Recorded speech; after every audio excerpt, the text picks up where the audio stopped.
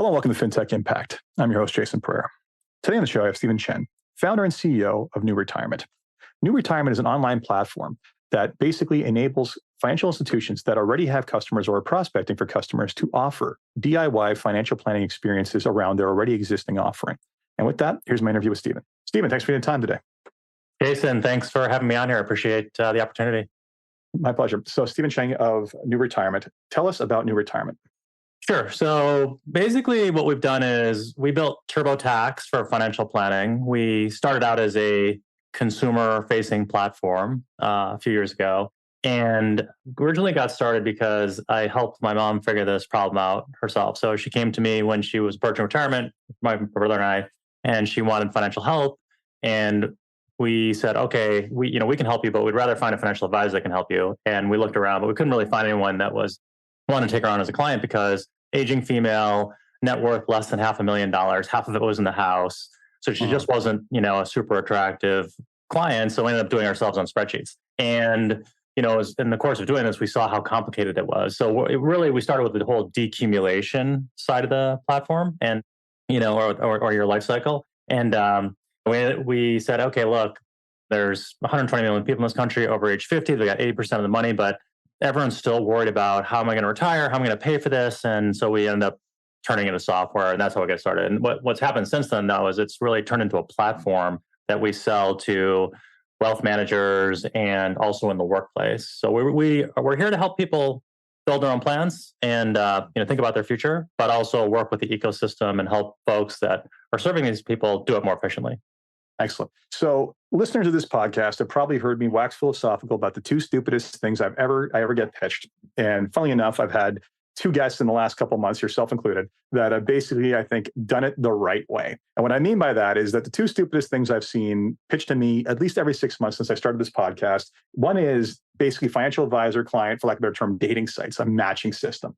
And that was stupid because it was all based on, I'm going to drive all this SEO traffic and people are going to make their match. And that's not how people find financial planners. Instead, Derek Notman from Coupler, if you want to go listen to that one, he basically built a system that sits on sites that already have the traffic. So that makes sense. The DIY financial planning software piece, it's basically, I've always said, this is not going to work because the level of complexity, financial planning is not simple. Let's just be frank. There's a lot going on there, right? And for the average person to think they can do it themselves, look, I'm sure there are simple, straightforward cases with people who are bright who can do it, but on scale, it's just not going to work. More people are going to get to a point where they're like, I'm uncomfortable, I need someone. So I always said that and it wasn't going to work. You did something similar to what Derek did. You basically went to the hub of discovery. You went in and found essentially where the people were, where there was a need, and you offered a service and a tool to companies to expand their service offerings. So I will not take back my statement, but I will say that this is the much better approach if you're ever going to do it. So good on you for cracking that nut. Okay, so you already talked a little bit about the journey, right, and where the impetus was, right? And it was you're absolutely right. You have this segment of the market that is not easily marketed to or serviced by traditional financial institutions, right? So even if either they have too little assets or maybe their income's not high enough that they're going to go and spend $3,000 to $5,000 on a financial plan from a fee-only planner, but they need something. Now they probably have a retirement account somewhere, right?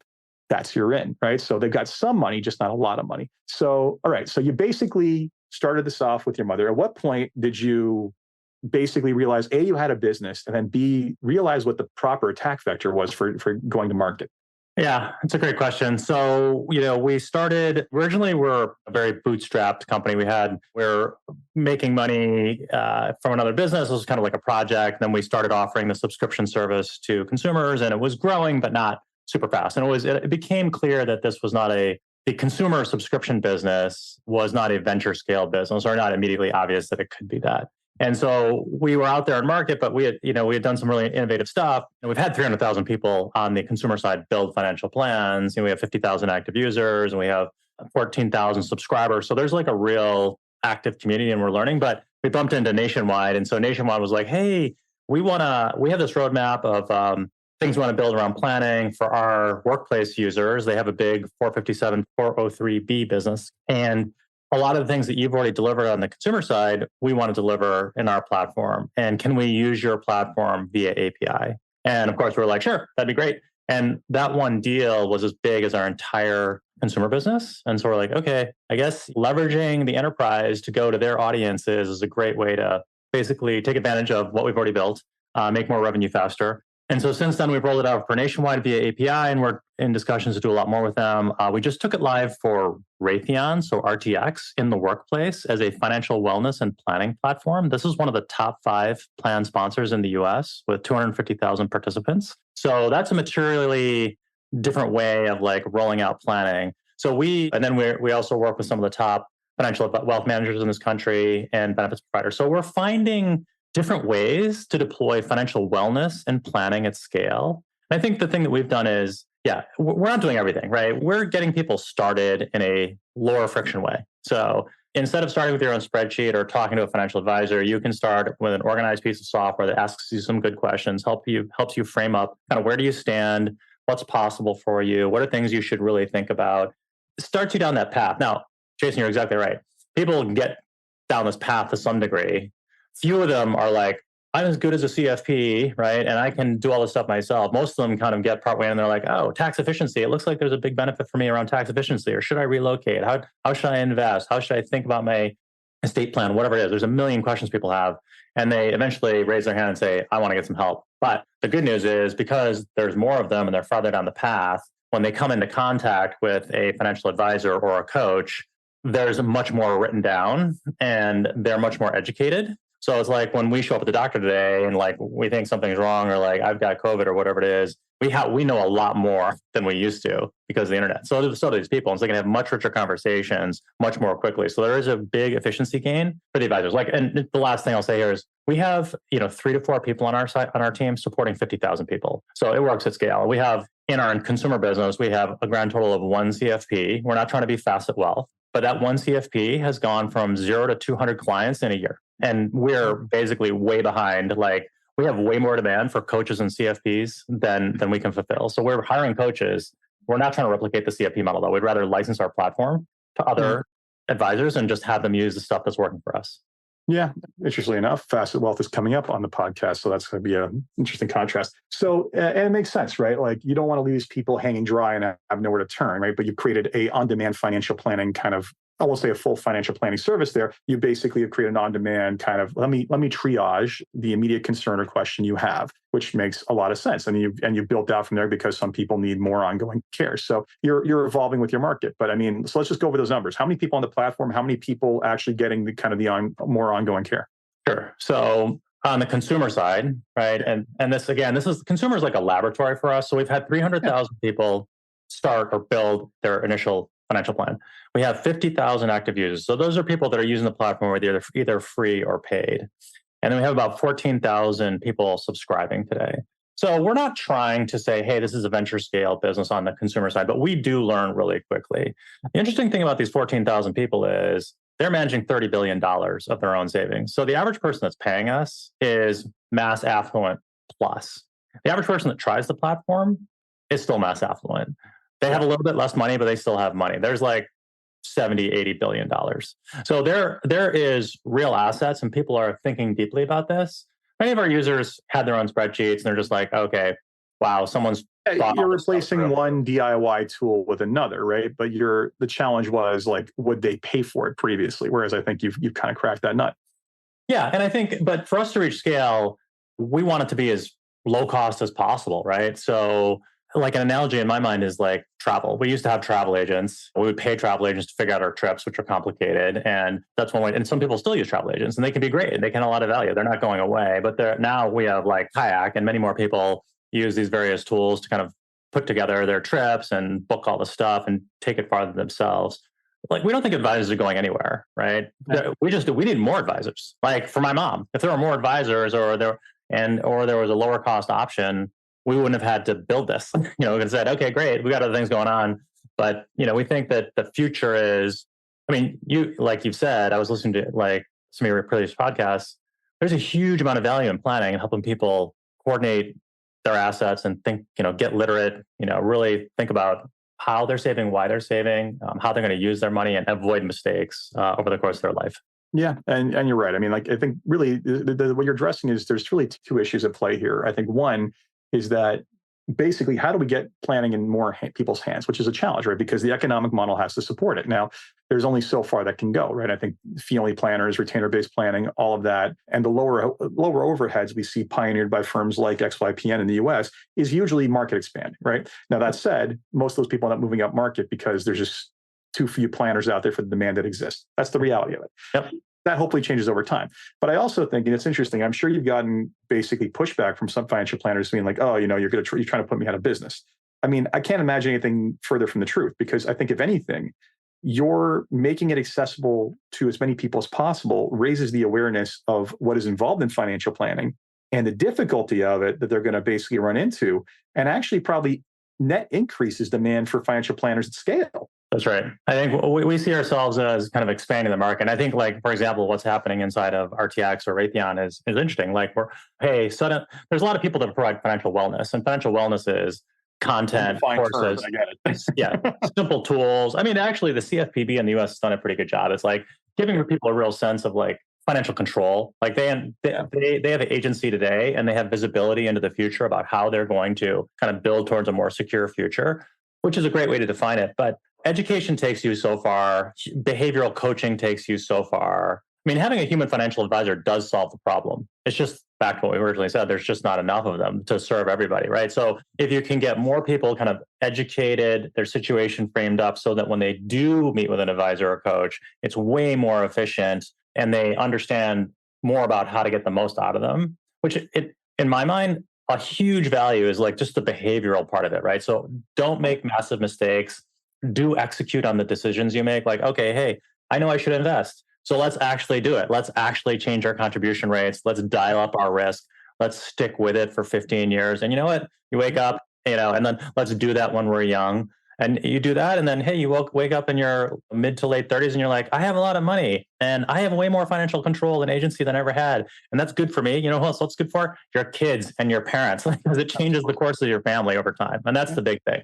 Yeah, and I think in as well, I mean, like people have a hard time the human mind has a hard time wrapping its head around compound interest or compound growth, right? Yep. So being able to see that visually under their own control, it was just when they're playing around in, we'll call it a low commitment environment, is usually valuable, because now they're like, oh, wait a sec, like that's how much more it's going to take me to get me to this point. That's not scary, right? Whereas, you listen to surveys about people being uncertain about their future, and it's all largely coming from a place of ignorance, right? Like they don't even know to look, or they're afraid to look, or they don't know where to start. By giving them a tool to help hopefully eliminate that ignorance, you're taking away that fear, and you're potentially, I see you as completely market expanding. And the other interesting facet too, and I want to get back to the technology itself shortly, as opposed to just waxing philosophical about the industry, is that what I like about it is that you're raising the awareness to these people of what financial planning is, because too often it's just thought of as, especially by those on Twitter who say advisors are useless, is that basically it's just investing, when it couldn't be further from the truth. Investing is a conduit for achieving the plan, as opposed to the other way around. So when they finally do want to reach out for advice and they go maybe talk to their friend's guy or whatever else it is, and that person just doesn't deal with the planning topics, now they're more literate as to what's necessary. So I think that you're doing them a service in that regard too. Yeah, I think that one other point I wanted to make about what we're doing that's a little bit different is that we support obviously coaches and advisors, but the community, hearing from other people that are like you, is a very different thing. So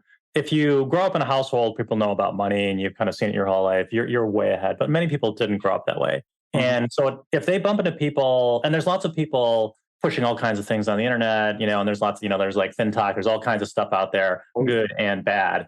But what we have is a community of people that kind of like understand what to do and have been doing the right things. And other people can look at it and say, oh, wow, this person's never made more than $100,000 per year in their whole life, or $70,000, but they have $1 million. How did that happen? And it's because they made compounding gains over time. They made good decisions. They didn't screw themselves. And hearing that real stories from other people is very different than hearing it from a financial advisor. So it's just a different way of educating folks. So just want to make that quick point. So I want to go back to the software for a second now. Let's talk about the actual design of it and what you did, right? Because the reality is, it's one thing to design financial planning software for financial professionals, something else to design it for the layperson. Can you talk to me about how the market informed the design and use of the software itself? Yeah, it's a good question. So I think when we talk about what we're doing and why it's different, a lot of it does get back to the incentives and how we set about doing this. So when I started this, it's like when I think about financial services in general, so I've worked in financial services my whole career. I've worked inside of Schwab and places like that, which is a great company, and I've consulted inside of Fidelity and Dimensional Fund Advisors and stuff like that. But reality is most of financial services is not transparent. You really don't know how people are paid. It's like healthcare used to be. And well, that's a choice based on the advisor. Like let's be realistic, right? It's a choice that is by default, it's not transparent. Yeah, I'm not calling out the advisor in particular. I'm saying everything. Mutual funds, workplace savings. There's all kinds of fees flowing all over the place, and you don't really know, right? You have no idea. And so I think that can create misalignment because you can get people that are paid a lot of money, and the other people don't know how they're getting paid, or they don't feel like they're paying anything. It feels like it's free, right? Oh, someone's going to give me a free plan, or they're going to help me invest. Someone's getting paid, right? But it's pretty easy to spill that myth just when you point it out, but people will believe it until it gets pointed out that it's naive. Yeah. So we said, all right, well, you know what? We're going to build this software for consumers, and we're going to charge them for planning software, which is given away for free by most financial advisors. So that was one.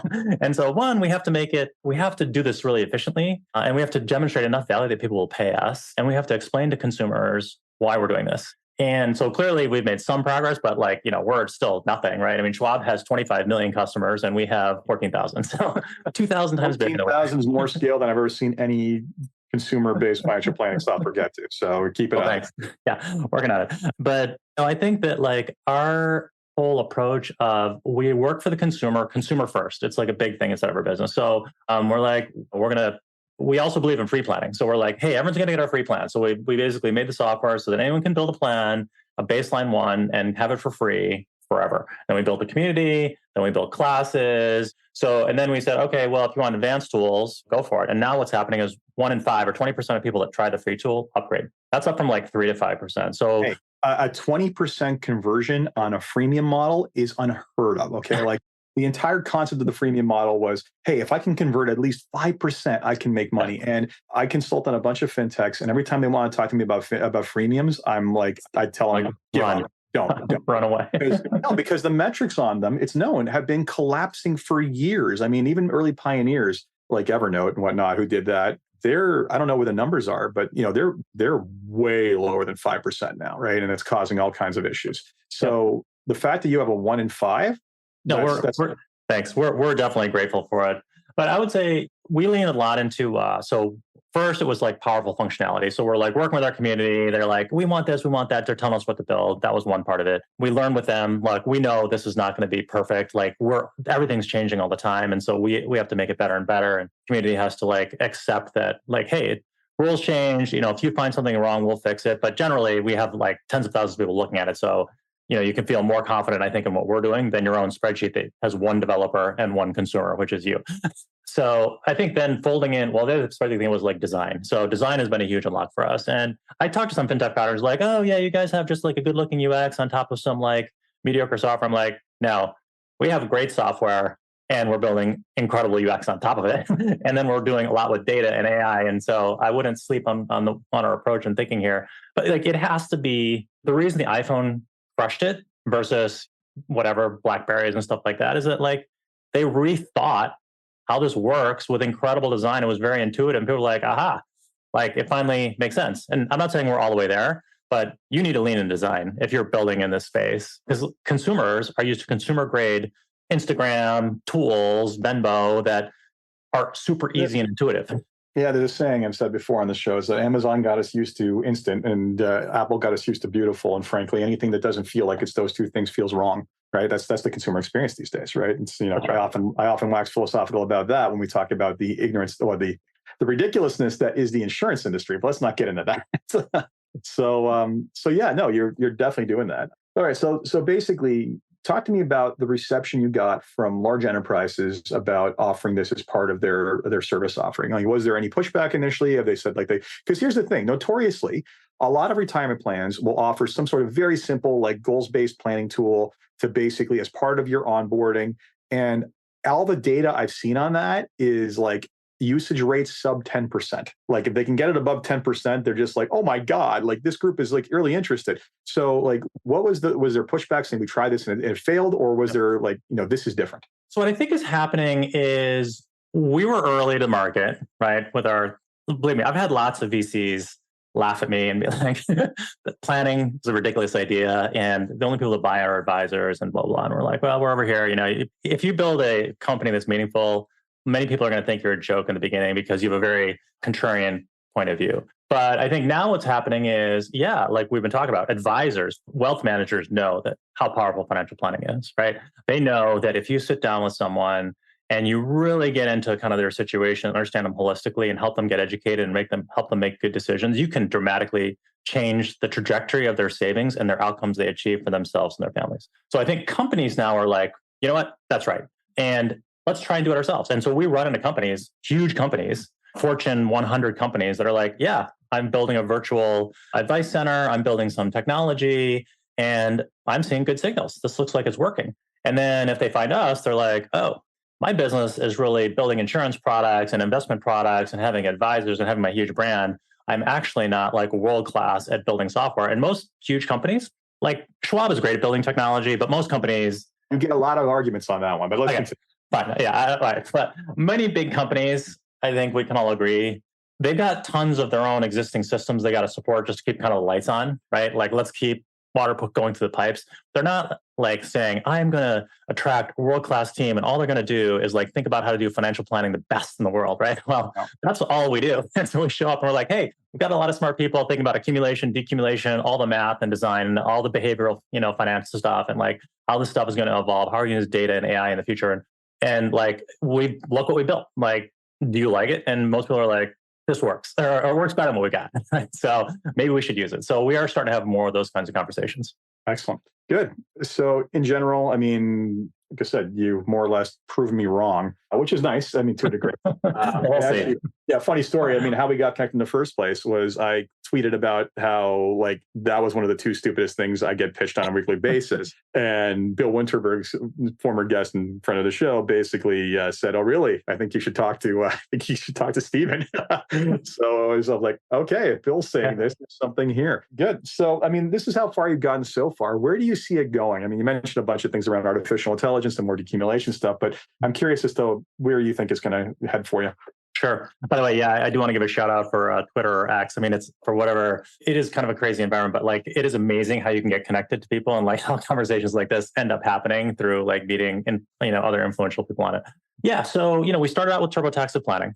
I think we've proven some stuff there. We are now delivering Google Docs of planning. So really collaborative financial planning at scale. So that's part of making this more efficient for everybody. I mean, for myself, like, hey, Word, great. But you know what? Google Docs, like 10 times better. I don't really care about every single feature that like Word has or Excel has built into it. What I care is I can collaborate with my team really quickly on this stuff. So we're just much more productive. So we're delivering that for financial planning. And then the future is like Google Maps. So basically take all the data, take all the insights and help discover the opportunities for people at scale. So it really becomes a big data play. And then, we're architecting our system to do that. And I think one thing about us is like, if you use it, like we run Monte Carlo sub-second. I've had that multiple times being like, oh, you just ran Monte Carlo in like, whatever, 500 milliseconds, right? It's like, okay, that's pretty interesting, and it changes how people use it when they're planning, but it also changes if you want to run a million plans every night, overnight to look at how to do better. And that's where we see this thing going. Excellent. So before we wrap up, there's 3 questions I ask everybody to end on a positive note and get you thinking. And the first question is, if you had one wish for something to change in your company or the industry as a whole, what would it be? Great question. I would say that I would like to see more transparency and better alignment across financial services, because I think it will help not just the end consumer, I think it'll help the overall industry because it'll end up creating net more wealth. Like today, some people who are well-educated and do stuff, they end up with a lot of money. And then a lot of people don't have a lot of money because they very often make mistakes or they're sold substandard products. I mean, like credit cards are essentially super high interest loans, and a lot of people get in credit card debt or student loan debt. And I think that if we had more people with more wealth, it would be better for society. Agreed. And you're doing a little part to help with that. So appreciate that. And then second question I have for you is, what's been the biggest challenge in the company or the platform to where it is to date? Yeah, great question. I would say I think we're early for the market. So we had to learn a lot of lessons. This is a very hard problem. And it's not obvious that even though, we've had some success, but we're still early, right? So we're basically embarking on this.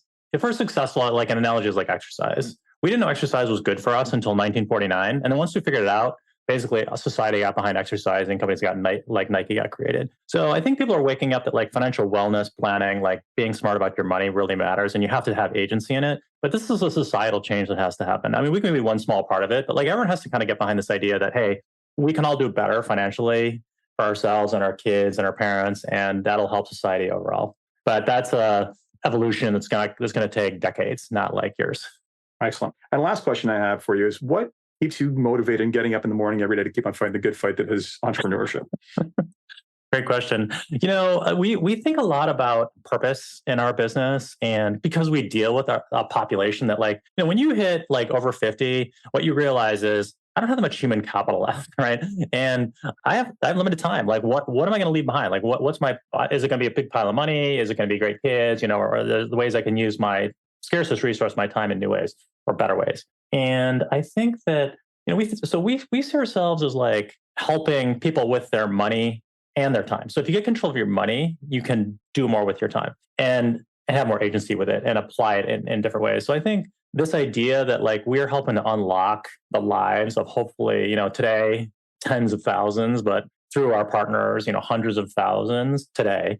And we can make this millions, tens of millions. I mean, our goal is to help 100 million people. And actually, the more I go into this, the more I'm like, 100 million is way too low because there's 8 billion people on this planet, and there's more and more wealth. So how are we going to educate all these people at scale to help make good decisions and have more control and achieve better outcomes? So, it's a huge problem. And if we solve it, we'll have done something meaningful, and, yay, that'll be good, right? That'll be a good accomplishment. Good stuff. Well, Stephen, thank you very much for semi-proving me wrong and taking the time to explain why.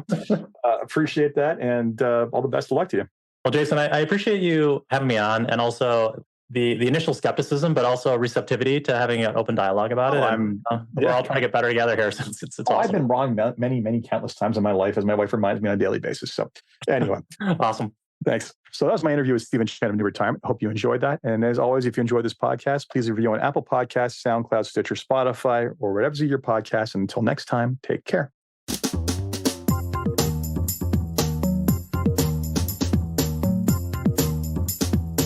This podcast was brought to you by Woodgate Financial, an award-winning financial planning firm catering to high net worth individuals and their families. To learn more, go to woodgate.com. You can subscribe to this podcast on iTunes, Stitcher, and Google Play, or find more episodes at jasonpereira.ca.